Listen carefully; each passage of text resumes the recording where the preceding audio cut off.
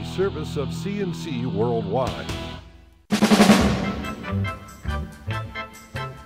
CNC podcasts are a service of CNC Worldwide.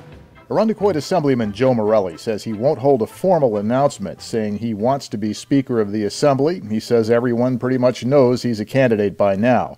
Morelli takes over as acting Speaker Monday when Sheldon Silver steps down to fight the federal corruption charges brought against him last week.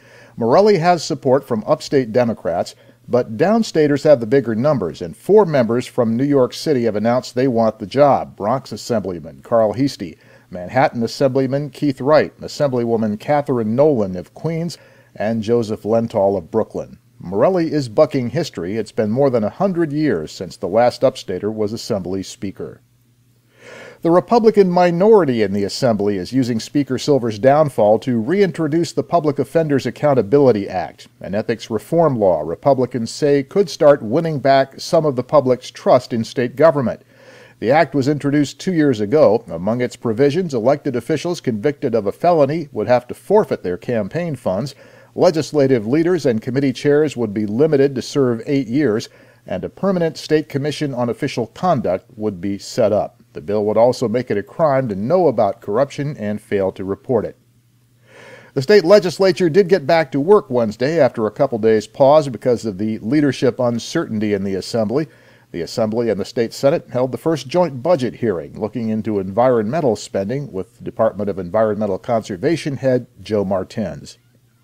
A fight caught outside the RTS Transit Center on St. Paul Street this week and posted to Facebook has people talking about security at the center again.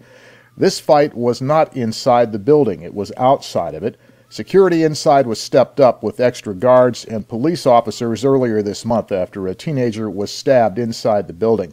High school students who ride city transit to and from school now have to show student ID to get in the building. Fights sometimes break out, but usually are quickly ended by the guards.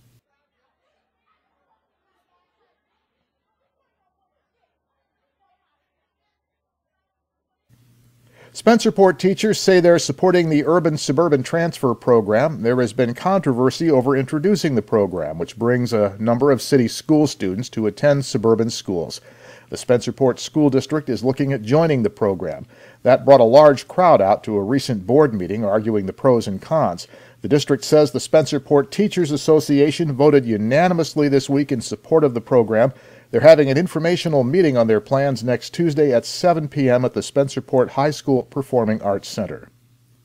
Irondequoit police have charged a 29-year-old man with second-degree attempted murder after he allegedly stabbed his girlfriend, then slashed himself.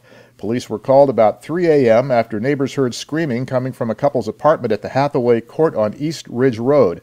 Officers broke into the apartment where they found 24-year-old Janelle Harris seriously injured and Rohan Gibson also bleeding. Harris suffered life-threatening injuries. She's at Strong Memorial Hospital. Gibson's at Rochester General. He's being held without bail. State troopers made a grim discovery in Genesee County Wednesday morning after a driver spotted an SUV that had struck a tree in Alexander. Troopers were sent to check out the abandoned vehicle at about the same time a woman called 911 to report that her elderly father was missing. Troopers followed a trail of footprints from where the car went off the road and after about 90 minutes found the body of 84-year-old Alphonse Spiata.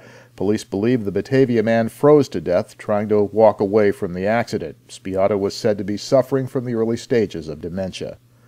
Rochester psychiatrist William Lewick was in court Wednesday as his attorney argued that some evidence should be excluded from his trial next month.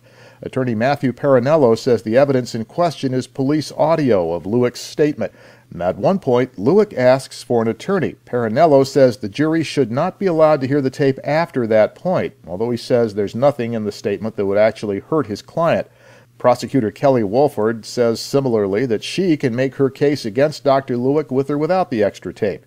Dr. Lewick admitted to burying the body of Matthew Stratton in his backyard after Stratton died while they were using drugs together at his house in Rochester. Lewick is not charged with causing the death, but on drug use and evidence tampering charges. Your next CNC podcast is whenever you click on one of our pages and catch one. We post updates as necessary. I'm Bud Lowell, CNC News.